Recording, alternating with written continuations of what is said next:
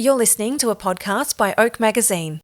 I would like to acknowledge the Dja Dja Wurrung people as the traditional owners of the land on which this episode was recorded. I pay my respects to their elders, past and present, and extend that respect to all Aboriginal and Torres Strait Islander cultures. Welcome to A Friend of Mine, a series of conversations with some incredible and inspiring women in business from regional and rural Australia. I'm Kimberly Finesse, your host and the founder and editor of Oak Magazine, and I cannot wait to introduce you to some amazing female entrepreneurs who will share with you their experience and knowledge of what it takes to start, grow and scale a successful business. So let me introduce you to a friend of mine. From her hometown in Western Australia, Emma Williams founded Maxx Marketing, formerly SociallyEm, at 28.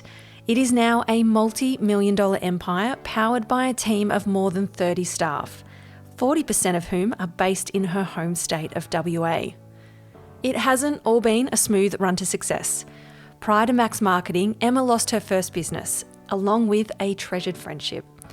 Despite being $80,000 in debt and with no formal qualifications, SociallyEm was launched in 2018 with zero capital. Just one woman with drive, a solid work ethic, optimism, and a passion to help others in a similar situation. In 4 short years of business, Emma has launched Australia's first Instagram networking event, with more than 5,000 women attending 11 sold-out national shows, created a seasonal online gift guide, which to date has generated over $8 million in revenue for small businesses, sold out exclusive mindset retreats in Australia and Bali, won 3 gold industry awards, and so many more achievements. And that $80,000 debt, it's paid off, and her business now generates more than $1 million revenue each year. Behind the scenes, Emma was dealing with emotional and physical demons, as well as battling stage 4 endometriosis, something that consumed her every day with pain. The mum of 3 was scheduled for a hysterectomy at the age of 28, and it was during the pre-op test that she was also diagnosed with cervical cancer. One episode with Emma, my new best friend, is not enough, but we have dug into a few areas of business and life. Emma shares with us her business journey, her relationship with money and how it impacts her business decisions. She lifts the cover on what it costs to run her national events. She provides insights into hiring staff, the importance of staying in your own lane, and of course, some juicy social media tips. Meet my friend Emma from Maxx Marketing. Hello, Emma, and welcome to the podcast. Thank you so much for having me, Kimberly. I'm very excited for it. You're excited. You're kind of a big deal. Like, I'm nervous. I don't know if I'm excited or nervous. I'm definitely not a big deal, but thank you for making my day. It's just a running joke in my family. My kids, some good things happen and people start to notice you, and and they'll just go, "Oh, like you're kind of a big deal now," and I'm like, "Well, yeah." My girls love it because my Facebook ads come up on their school presentations. So the teacher will be presenting in the Facebook ads, and they're like, "Hey, that's Emma, Bella's mum." Oh my God, we live to embarrass them, don't we? I know we need to get into the convo, but I have a van and it's got Oak written all over it in pink as well.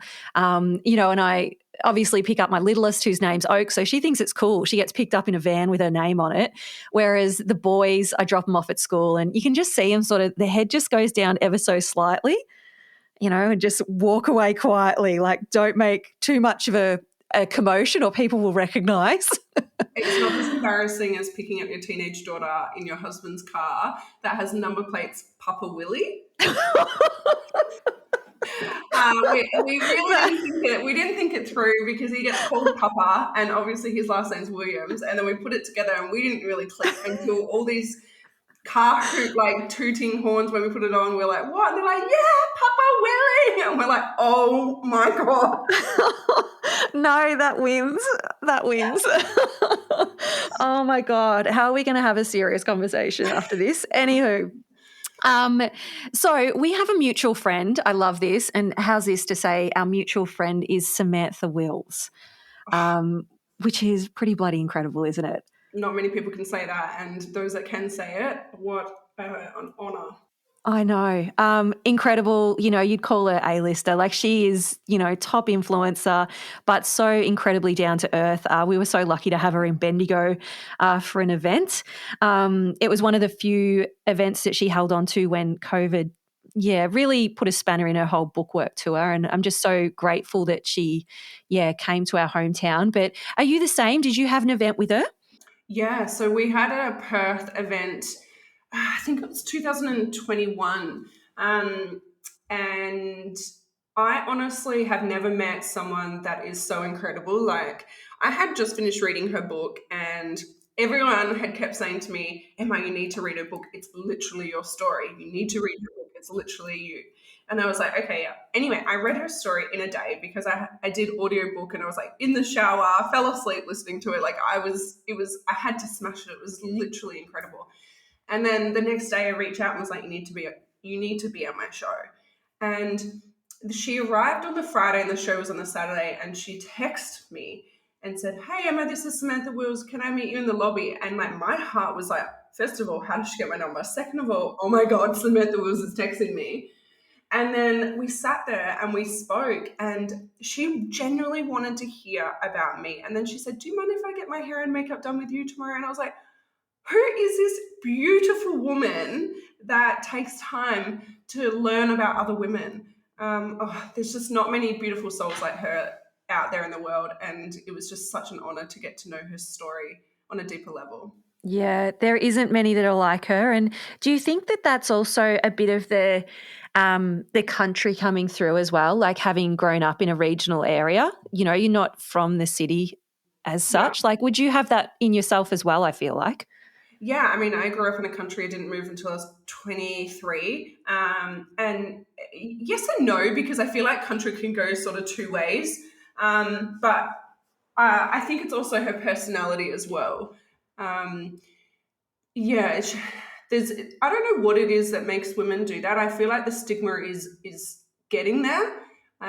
In terms of, I was literally just having a conversation with my PT trainer, and she was like, 5 years ago when you started your business, there was no women supporting women at all, like at all. It was so competitive, and you just didn't share your, secrets of how you made your money and how you could do things. And I was like, I know, that's why I started my business, closed my e-commerce business to do that, literally share and help other people. And now I feel like it is certainly come a long way in 5 years. We still have work to do because women still see women as competitors instead of community, but it's certainly coming a long way. It is. And it takes a few of us to lead from the front, Emma. So well done you for doing that. Let's just get straight into it. In terms of starting your business, give me some backstory. How did that actually come about? It's been quite the journey, and one that was up, down, which any business owner will say is like a roller coaster. I started my first business as an e-commerce business owner. So I had, it was called London Bell back then. I think it still is actually. But it was selling kids' clothing.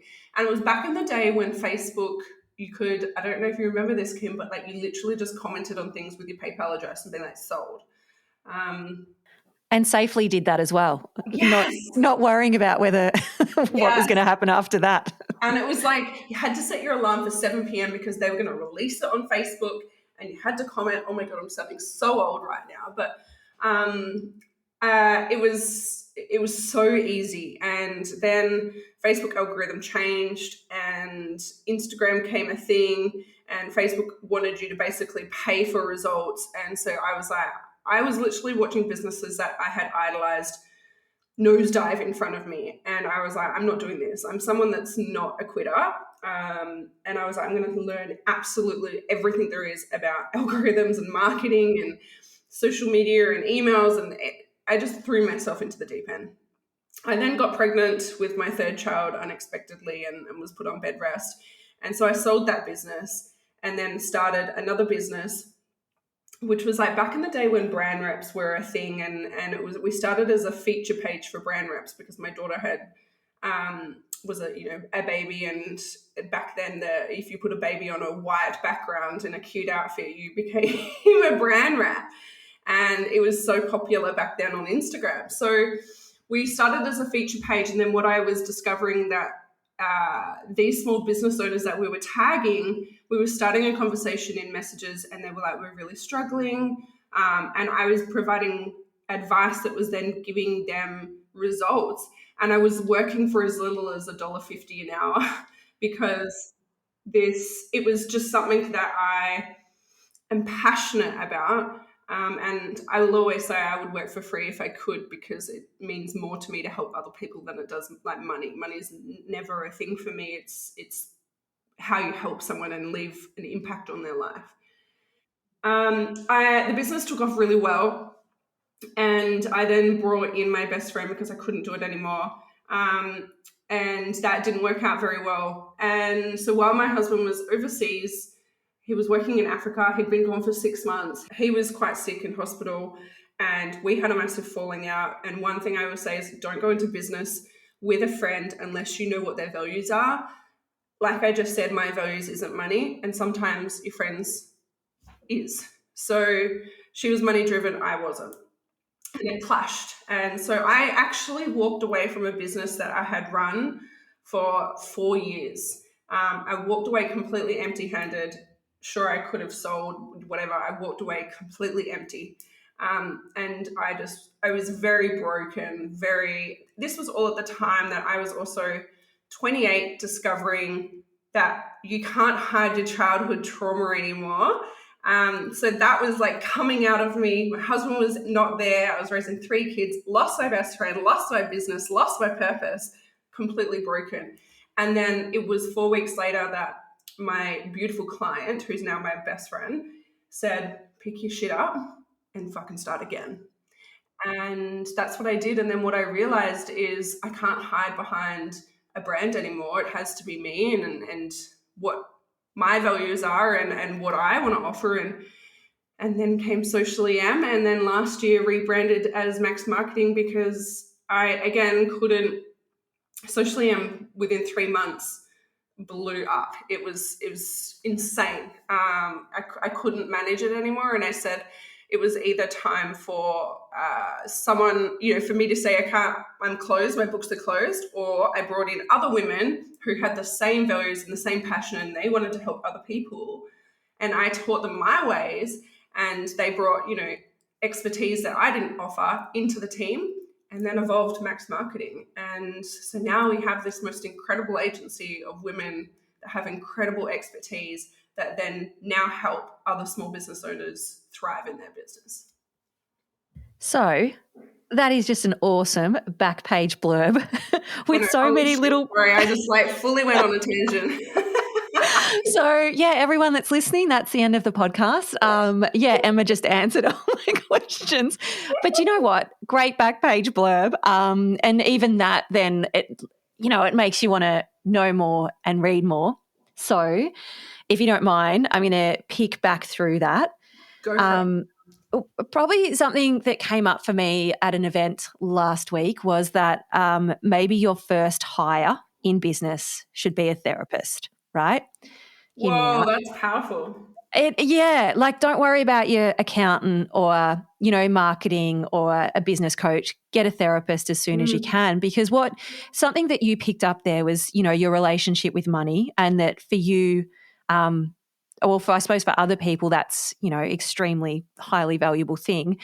I think for me, it's similar in that I really struggle to charge my worth. Like I'm just happy to have enough money to get me through whatever I need to do. So for yourself, to look back at what's happened, especially with the debt and, being so young, having a family, can you see where that relationship with money comes into it? It's something I still even struggle with now. One thing I would say is because it is something that, like you, Kimberly, I struggle to talk money and to charge. Even when I was quoting someone the other day, I was like, I'm just, she's a regular client, so I'm just going to do it take $200 off. And then my team were like, no, like that's a full day event for you. Like, no, like you're going to be knackered. And then you got to also think that it's going to take 2 or 3 days out of you because of that full day of work. And so I guess I say that I've surrounded myself with Virgos, because Virgos are, they are my backbone. I am this mushy egg, and that's emotional, wear my heart on my sleeve, and they show me what I'm capable of, and they believe in me and support me. And so, I guess the biggest thing for me was employing someone that could do that, be hard and be firm, because also if a customer came back and complained, I'd be like, refund, sorry, I'm so sorry. And they're like, no, like you're not in the wrong here. And so I removed myself from that equation because I'm too emotionally invested, and being so emotionally invested in your business could actually be a detriment. Yep. I'm the same with sales. Like I can't find a sales assistant. It's just, this is a plug that I do every podcast, I think. If you're a salesperson, please get in touch with me. But it's the same. Like someone will go, oh my gosh, we have a budget of say $2,000. We'd love to use that and buy an ad. And before I know it, I'm like giving them everything as well as a discount. Mm. And then saying, you know what, don't even worry about paying. Let's just do it anyway. I'm like, why do I do this? Like they're not even looking for a discount.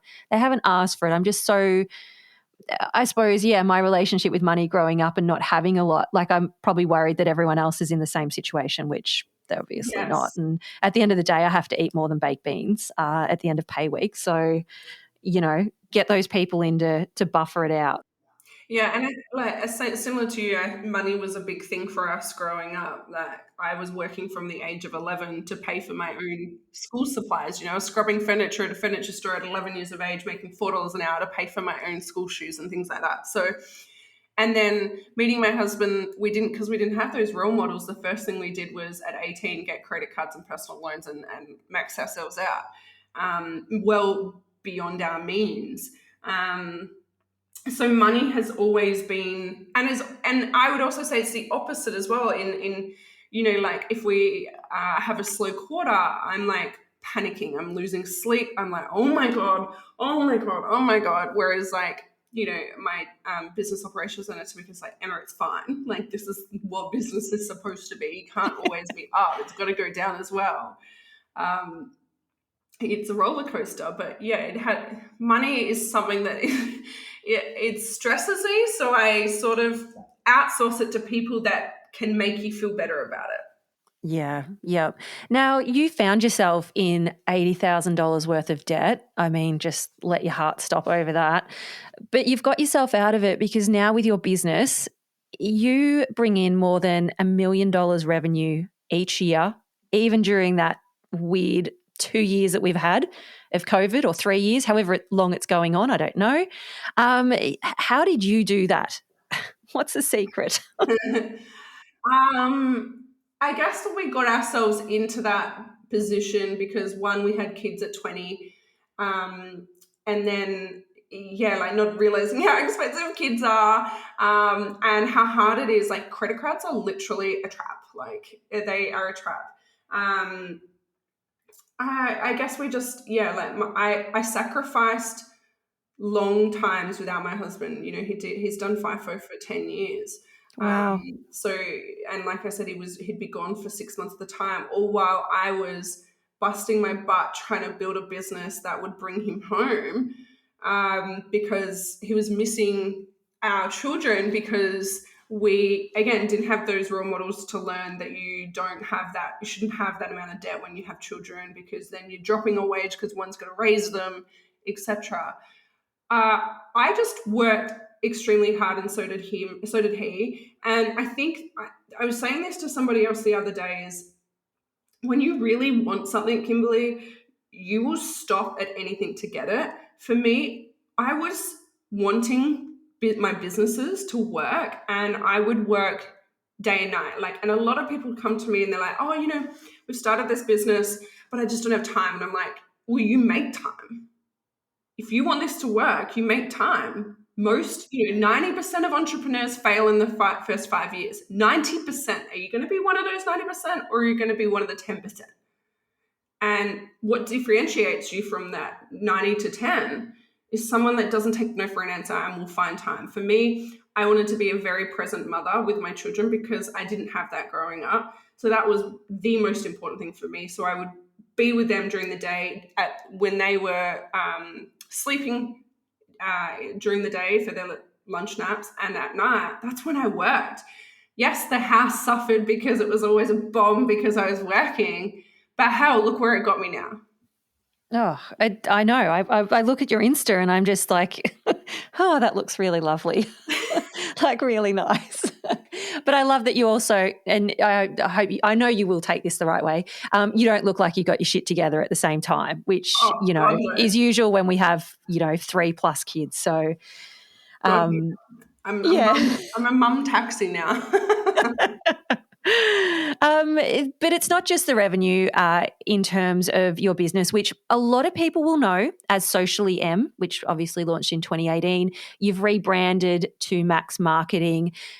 But maybe what they might have seen are those incredible sold out national events that you do. Mhm. How did you come up with that to say, well, look, that brings in an extra stream of revenue. This is a great idea. And have you ever worried no one will turn up?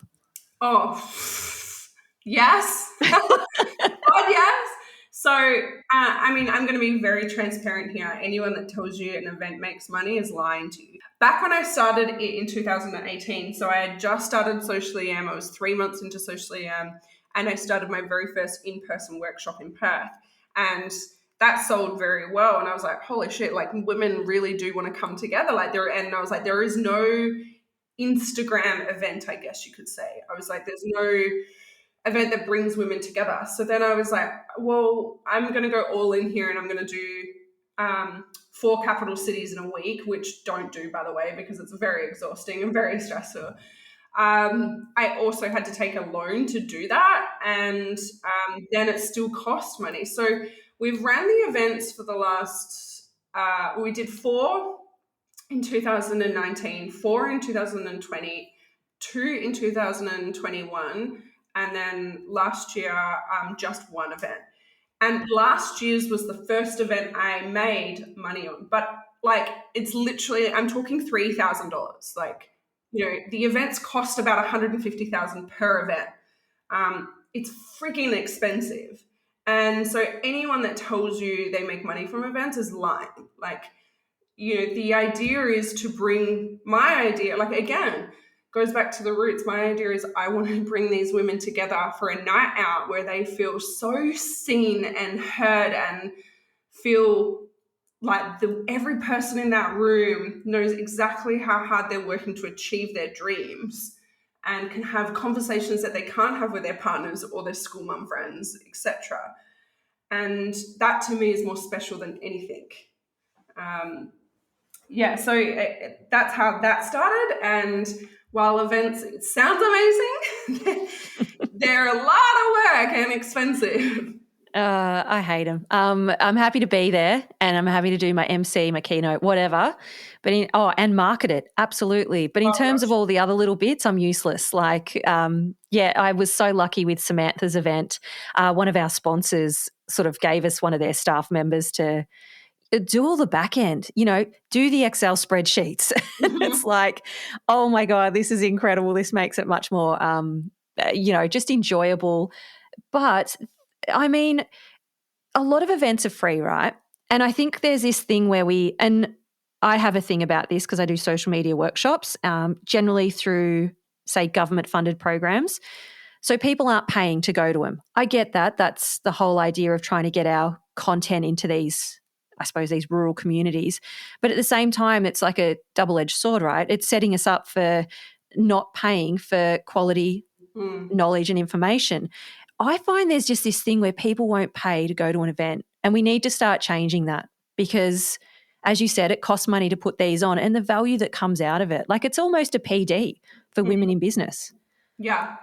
Uh, I think this is the thing is like I always say to people, what's really worked well for you? And I'm like, go to every single event you can.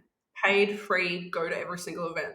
Because the more you surround yourself with other people that have walked the walk or have more experience, the further you're going to grow, and knowledge is power. And having that community of people around you is priceless. I know everyone is afraid of going to networking events or going to those workshops, but in order to succeed, you need to put yourself out of your comfort zone. No entrepreneur has been comfortable.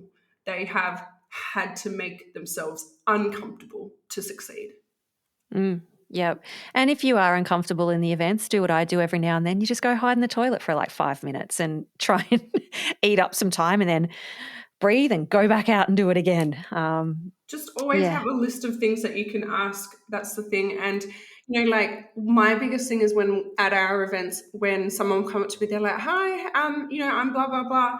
And I'll be like, hi, who are you here with? And they're like, no one. I'm like, great, come with me. Yes. And I'll walk them over and I'll put them in with a group and I make them uncomfortable. But then by the end of the night, they're texting me being like, Emma, I've just met lifelong friends. Thank you so much. Oh my gosh, we're so similar, Emma. Oak events are similar. And I'm so lucky I have a couple of friends that are really good at that too that come along. Yes. So like you can nearly pair that person up with one of them and then they'll take them and do all that. Yes. And it's just where the magic happens. It really good on is. us. Yep. I don't know if you've patted yourself on the back today, but, go ahead and do that. Now, you've talked about a team, right? You just say, my operations manager or, my team will always say. What does your team look like? How many people do you have? And how did you start with that first hire? Oh, the first hire is the hardest because you micromanage everything and you have set the bar so high of quality of work as well. The first hire, and I always say when people are unsure if they need to hire someone in order to they always say to me, I either can't afford it or I don't know, right? Sit down and write a list of everything that you're doing over a course of a week. If it takes longer than 10 minutes, it needs to go on the list. And on the list, you have two sides. And one side is only can be done by you. And on the other side can be taught and outsourced. And once you've built that list, you'll see very clearly that if that outsourced side is going to be longer and then your side is going to be smaller. And then you can imagine what it's going to be like if you only had to do that column versus the other column. And when your time is freed up, that allows you to then work on the business. And when you're working on the business, that's where growth happens. And that's where more financial success happens. For me, I have about 25 to 30 staff members. The best thing I did was hire an incredible customer service officer, Ashley, and hire a business operations manager, Tamika. And I will always tell you, Tamika has more. She has more expertise than I could ever have. While I'm very creative, Tamika has so much incredible experience in multiple different parts. And so she is able to rein me in and has allowed for me to have that creativeness, but will tell me no, yes, etc. My business would not run without the two of them and all of my staff, to be honest. But yeah, it's not hiring the first person, and you will fail. Like, it doesn't, just because you hired your first person does not mean it's going to succeed from the get-go. Because that was going to be my next question. Yeah. How do you, does it always go right? Like, I've just had the worst fucking experience hiring people, and I'm just starting to take it personally. Like, is it me? Like, no, definitely not, Kim. Definitely not. It's honestly, it's one of those things that I'm like, okay, life, I know everything happens for a reason, but fuck, can you stop giving me lessons to learn? Like, this is, and again, because I'm someone, and it sounds like you're the same, I wear my heart on my sleeve, so I take everything personally. And that's where I guess for me, like, hiring Tamika has been incredible, because she sees right from wrong, whereas I'm too emotionally invested. I'm like, oh, they're my friend, it's okay, she wouldn't do that. And so you need someone from an outsider point of view to be like, no, hang on a minute, that's not what a friend does, or no, that's not okay. Like, protect yourself. But the thing is, it takes a long time to find those right people because one, especially in a women industry, there's lots of different personalities, lots of different ways of doing things. You will clash, etc. It's just one of those things that takes time, and you will. It doesn't happen overnight, and you will learn a lot of lessons. And like I say, my biggest stress in my business is staff. Yeah. Because Yep. for me, I've got to that point now where it's like less hands-on in the tools part and more just managing the agency as well. Staff is the biggest problem because because it's not their business, they can let you down. Whereas if you were to submit something to a client or do something like that, you just would never do that, But because it's not theirs and because they're an employee, they don't see it like that. So the thing is, we as a business owner, this is our business, this is our baby.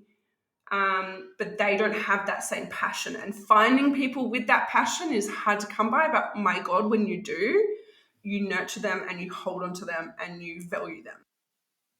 And I think that's a great little piece of advice because I think so many people are having trouble with staff, probably more so getting staff at the moment, just off the back of COVID, especially in Vic. But obviously that retention part, it is looking after them and just never forgetting what you've got there and continually working through that relationship so you can stay together because it's more expensive to find a new one than to keep the one you have. Exactly right. So you seem like this wise business owl, right? Where have you found all that information? Like, have you worked on yourself? Like, have you got a business coach? You listen to Gary Vee or something like that? Like, what have you done? A bit of everything. One thing I can tell you is if you don't learn something every day, you're never going to grow. I will throw a podcast on. I will read something. I do not scroll for personal reasons. I scroll to learn. Yep. On the weekend is personal reasons. In the evening, during the day, I scroll with intention to learn. I follow people that I can learn from. I've certainly had business coaches over the years. And one thing I can say is you have to invest in yourself. As a woman, we tend to put everybody else first because we don't buy things for ourselves. We don't, it's not that we don't think we're worthy. It's well, this could go better to this part, or it could go better to the kids, or it'd be better to be paid as a wage so that it can pay for the kids this or this and that. Without you being as knowledgeable as possible and keeping up with the ever-evolving business world, you're not going to succeed.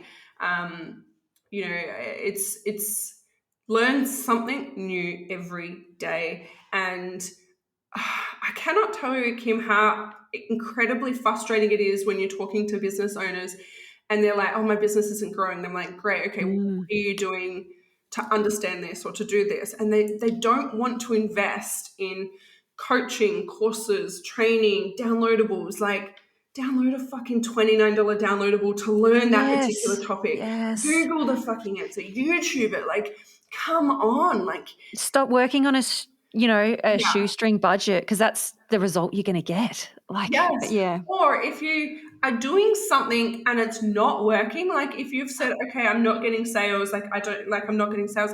Well, you need to fix what's broken. Yep. If your social media is not working, Maxx Marketing. Yeah. Like I always say to people, I just get little to no, I don't say to people, but they say in my coaching course, the number one thing is I get little to no results on stories, right? I'm like, 86% of people prefer to watch stories and they consume stories before any other placement on Instagram, for example.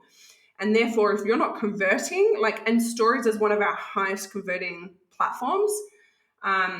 And I'm like, if you're not converting from stories, you're doing it wrong. So learn how to do it the correct way. And the only way you can do that is, again, investing in knowledge. Yeah. Hey, this is a beautiful segue into your new app, but I actually just have one more question that I wanted to ask before I segue. So bad segue. When you just said that you scroll with intention, do you have blinkers on? Because social media, it's a big world, right? Like there's lots of competitors out there. Everyone thinks they can do it. How do you go with that? Are you pretty much in your lane and you're okay, or are you worrying about what other people are doing in the lane beside you? I have learnt from experience, stay in your own lane. I do not follow anyone that is of similarity to me. Love it. I will get people that will send screenshots being like, oh, this person's copied you. I get it honestly all the Uh, time. Oh, yeah. look at this person, they just copied you. Or, this is literally the same as you. And I actually say, thank you so much for sending this through. While I know it's coming from a good place, please don't send it to me, because if I don't know about it, I'm not changing my mindset. The thing is, when you're invested in what somebody else is doing, you're never going to be invested in your own growth.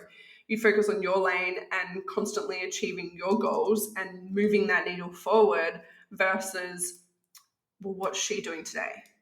Yeah. You know, Pulling that out as a soundbite. yeah. If you are focused on, I don't want to see people that are of similarity in my feed. I don't.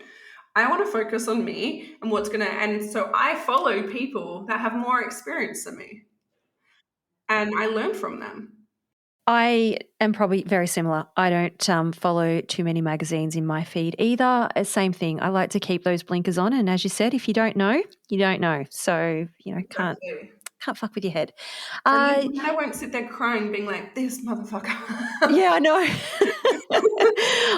It's too bad. Like, I know we have a time constraint today, so otherwise I'd go into a little story about one of those. But Protecting your energy is the biggest thing you can do. Protect your energy. it's important too, because I think as businesswomen as well, we have families. It just spills into everything otherwise, and doesn't make us happy people to live with. I want to actually get into, this is a huge gear change, but I've got two other questions. Gear change into endo, because that is a really big part of your life, and it's something that you've had to deal with at a very young age. Do you want to talk to me a little bit about that? And what's your process been and where you're at the minute? Because I was watching your stories this week as well, and almost had to look away, Emma, because I'm not really great with that sort of stuff. But I know that's a really open question, but could you give us a short version, if that's all right? Yeah, yeah. So I was diagnosed with endometriosis at the age of 23. So after my second child is when they discovered it. When we'd moved from a country town that was would have no clue what endometriosis was. Basically, I would be in pain all day, every day. My back, my legs, my stomach. I would look 9 months pregnant. My periods were beyond painful, and you'd go to the hospital and be like, there's something wrong, and they're just like, oh, you just got endo, go home. You would have long painful periods, the ovulations. It's just one of the most excruciating diseases that literally controls your whole entire life. And I finally got diagnosed at 23.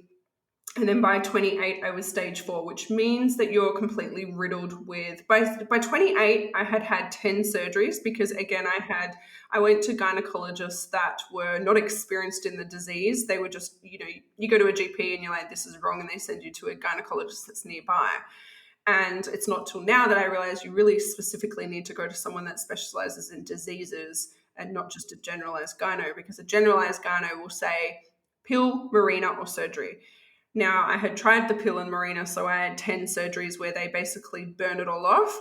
But what they don't tell you is that once you start the surgery process, you're essentially,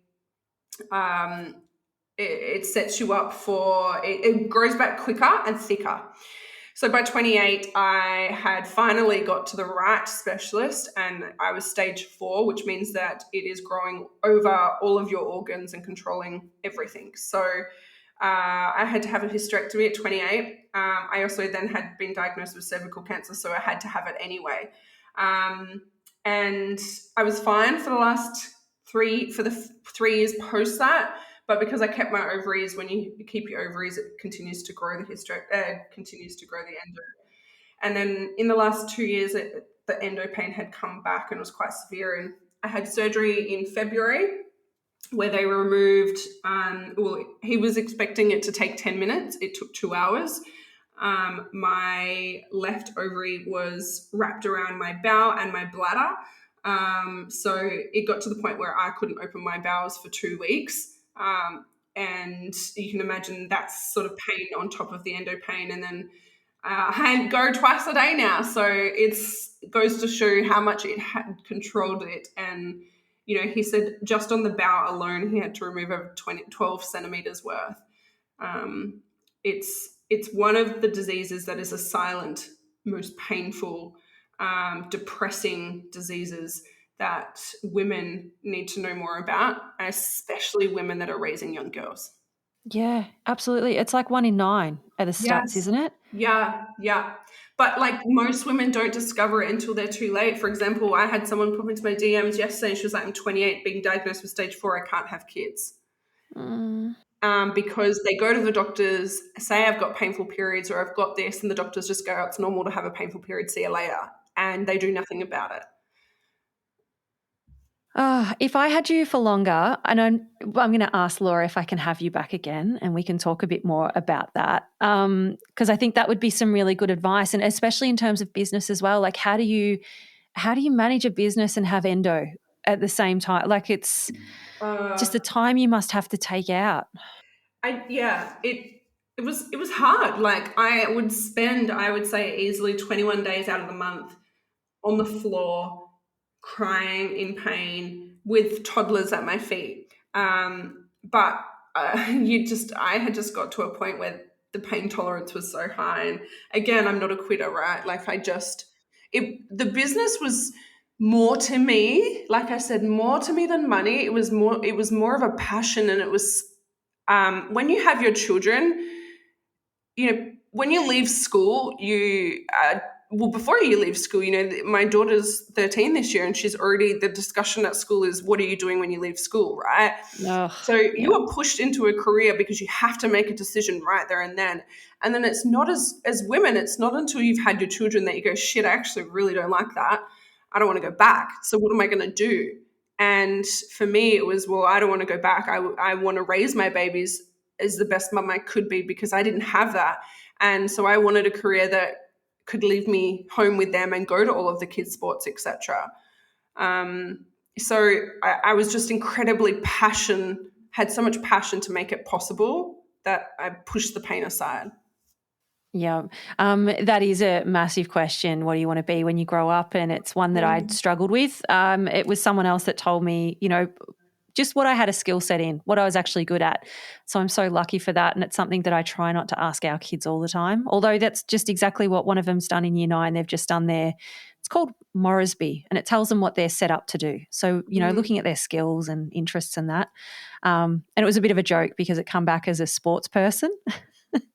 So we had a bit of a laugh with him, and we said, well, that's obviously because your grades aren't great, mate. So, and you're athletic. So you need to start, doing your homework and getting those grades up a bit. But yeah, that didn't go down well with him. I've got one more question because I know I have to let you go, and it's my favourite all-time question, and that is, can you tell me about a friend of yours that we need to know about? Yeah, so I thought about this because I have obviously met some incredible women through this journey, but I would say two women that have really made an impact on my life. One would be my best friend that I literally was my first ever client, and that's Eve from Baby Noise. She owns musical toys, and again, another Virgo. And so she's just honestly more to me than she's a sister. She's just, honestly has been the most amazing support, pushes me, supports me. It doesn't take no for an answer, and is just, the reason I am here today. And then the other one would also be Tamika. She is just someone who I couldn't do life without. At the moment, she's just, she runs my business better than I can, and is a wealth of knowledge. But not only that, like, if I cry, she will be like, oh, okay, we're going there. Because I'm very emotional, but she, she's taught me the thing that I think I've always struggled before, Tamika, was realizing my worth and how strong I was. And she has showed me that how strong I actually am and how to use my voice. Oh my gosh, I wish I could ask you more. So two great friends to have. Love it. You've just launched a new app this week or recently called Maxx Members Lounge. It provides one platform for small business owners to share ideas, get assistance, educate themselves, flourish, do everything that you are so well known for.